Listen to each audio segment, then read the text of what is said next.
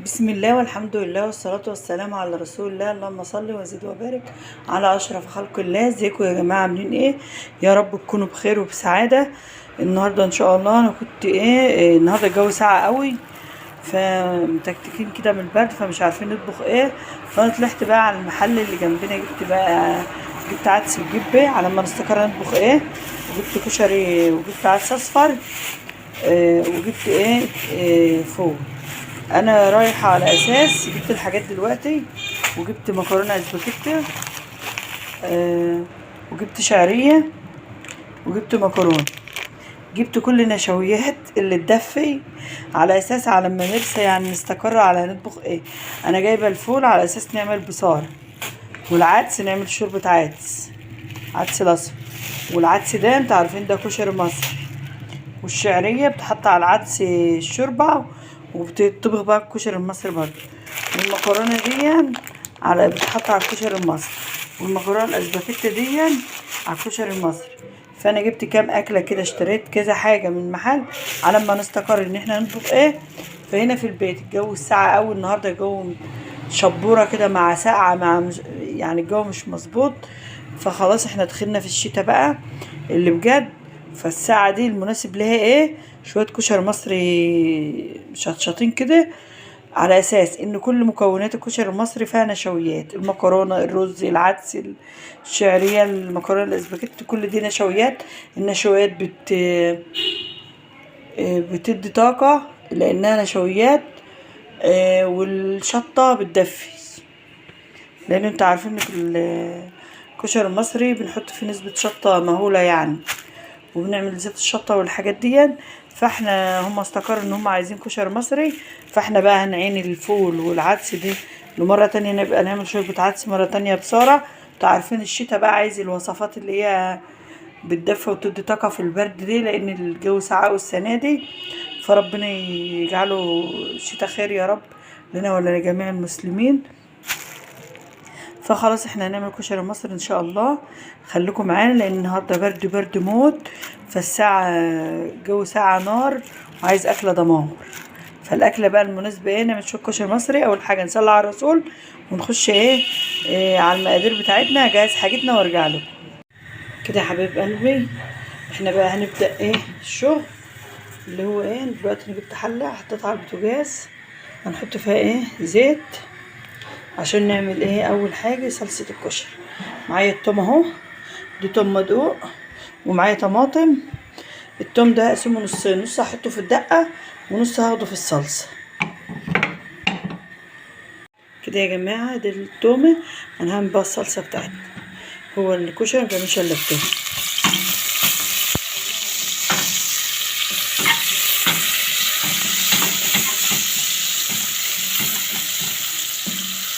ساعة ما راحت كده تطلع، اروح نازله الطماطم بتاعتي. دي الاساس التومه، وبعدين بننزل بالطماطم المفرومه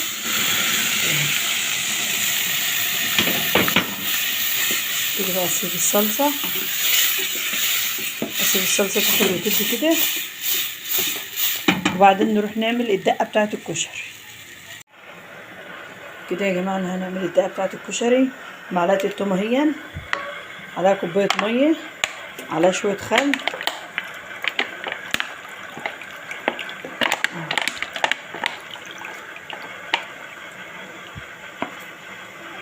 دي كانت نص كوبايه خل بتاع الشاي.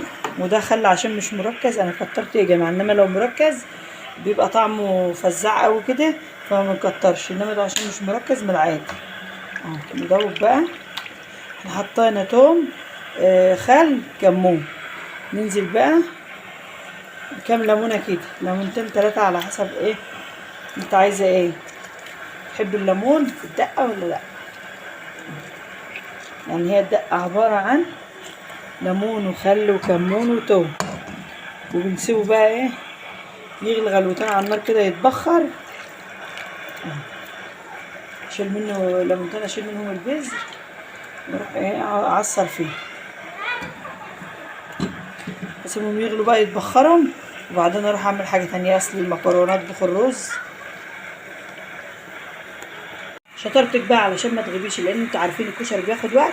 عشان ما ياخدش وقت انتوا عارفين ان البوتاجاز بتبقى عيونه كتيره، اشغل العيون كلها عشان اسرع وانجز في الاكل واخلص على طول. دي عين عليها الدقه، عين عليها الصلصه، عين اسلق عليها المكرونه بجميع اشكالها. معايا مكرونه صغيره ومكرونه سباكيتي، هنسلقهم في حله واحده. بس بنزل بالمكرونه الصغيره الاول، وبعدين في اخر غلوه بسقط ايه الاسباجيتي على طول. في قوام كده نخلص حاجتنا كده. خلاص الصلصه ايه بتاع الكشري خلصت، والطماطم والميه بتاع المكرونه داخله على غليه، والدقه برضه هنطفي عليها كده. انا فضيت المكرونه اللي انا دي مكرونه مش صغيره يا جماعه. دي هعملها هسلقها للكشري. وده العدس اللي نقيته، ده ربع كيلو عدس انا مسكته نقيته كويس من اي طوبه، اي زلطه، اي حاجه فيه، ونقعته شويه. ليه؟ لاني انا بشوحه في الشعريه وانا بعمل الرز، بعمله مع الشعريه، بشوحه وبطبخه في قلب الرز. بيكمل سواه في الرز يعني. فعشان ما ياخدش سوا قوي، بروح نقعاه قبلها بنص ساعه كده. لان انا بعمله في الحله اللي فيها الشعريه والرز، بعملهم في حله واحده ما بسلقوش. لان العدس ده بنزل الميه البنيه دي مفيده، فانا بخليها يغلي في قلب الشعريه، والميه بتاعته مفيده. بس كده بقى احنا نحمر الشعريه. هاخد العدس اروح انزل عليه بالشعريه، هنزل بعد الشعريه ما تحمر بالعدس ده، اصفيه ميه بشويه الرز بتوعنا كده. المكرونه بتاعتي بتتسلق والشعريه بتاعتي بتتحمر اهي. كده احنا هنطبخ الرز هنحمر الشعريه وننزل وراها بالعدس.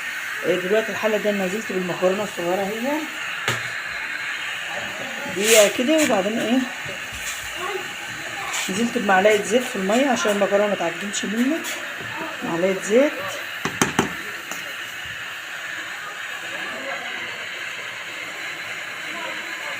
هنزل على طول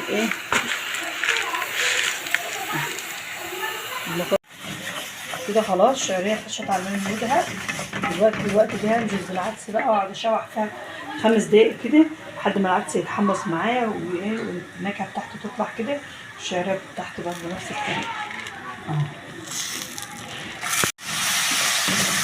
اشوح ده كده. افضل 5 دقايق 6 دقايق اشوح، بس ايدي فيه عشان يبقى كلها تاخد اللون الحلو. التشويحه دي تديكي نتيجه حلوه في الاخر وفلفله طفينا على الدقه. صفيت المكرونه بتاعتي ونزلتها من على البوتاجاز. الصلصه خلصت، حاجتي كده سريع خلصتها خلاص بقى احنا بننفخ شويه الرز. تقريبا كل حاجتي جاهزه. هو مش ناقص الا حمص الشام. لو انت بتحبيه بتجيبي حبه وتنقعيهم، وبعدين بتسلقيه سلقه وتحطيه على الوش. انما احنا ما بنحبذوش قوي يعني. وتحمري شويه بصل برضو. فالاضافات دي يعني احنا الكشري بقى حاجات كتير، فهو كفايه كده قوي. فاحنا يعني عايزه تحمري شويه بصل ماشي، عايزه تسلقي شويه حمص ماشي. دي اضافات انت بتحطها من عندك، مش عايزه خلاص هو كده كفى الله بالمسلمين. احنا كده هنعمل صلصه زيت الشطه. اول حاجه بننزل بالزيت.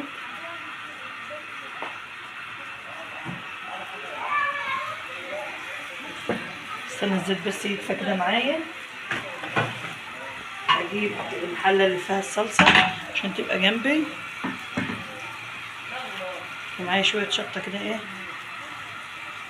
ساعة ما احط الشطه في الزيت عشان ما يتحرقش مني. وبقى معايا كبش زياده احطها في الطماطم. معايا الناحيه التانية مستنيه العدس يغلي مع الشعريه شويه كده. حطيت الملح، مجرد العدس يغلي مع الشعريه غلوتين كده اروح نازله بالرز وهنحط الملح. دلوقتي بنحمر اهو. التكه دي مهمه، زيت الشطه دي هو اصلا اساس الكشري. واوطي يا جماعه عشان ما تحرقش مني وتروح مقحطه بقى. لا اوطي ساعه ما اجي اكون حطيت الزيت سخن وحطيت الشطه اهو، لان يا دوبك هي قلبه. واروح نازله بكبشتين من الصلصه بتاع الطماطم.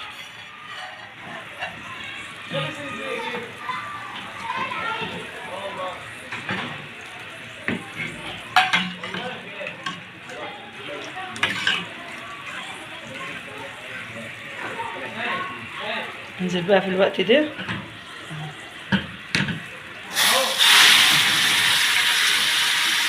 الشطة حمصت في الزيت اهو.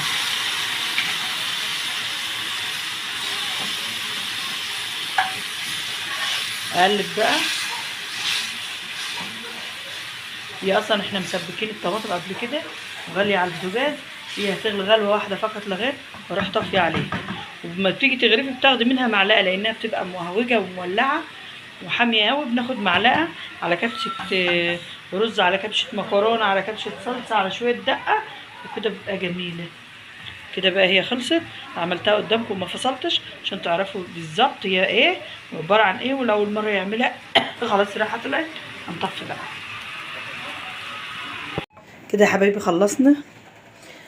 دي زيت الشطه، وده الرز بتاعنا مفلفل وجميل اهو. شوفوا فلفل حبايه من حبايه. دول رز فيه العدس، وانا بعمل العدس في حله واحده مع الشعريه مع الرز. ودي الدقه بتاعتنا، ودي المكرونه مع شوفوا مفرفته وجميله ومفلفله ازاي، ولا معجنه ولا حاجه ازاي. تبدريها وتلميها. شوفوا اهي المكرونه اهي. ودي الصلصه بتاعتنا. ده حاجه الكشري كامله معانا.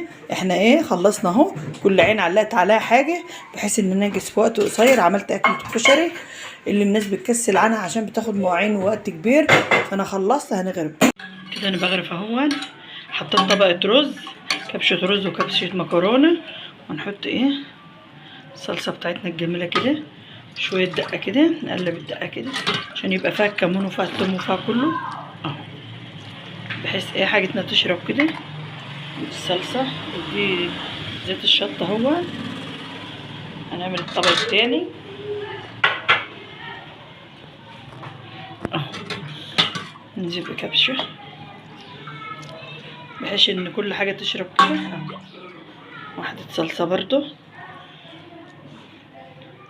شويه زيت الشطه يا جماعه ما نكترش عشان انتوا عارفين كلها شطه.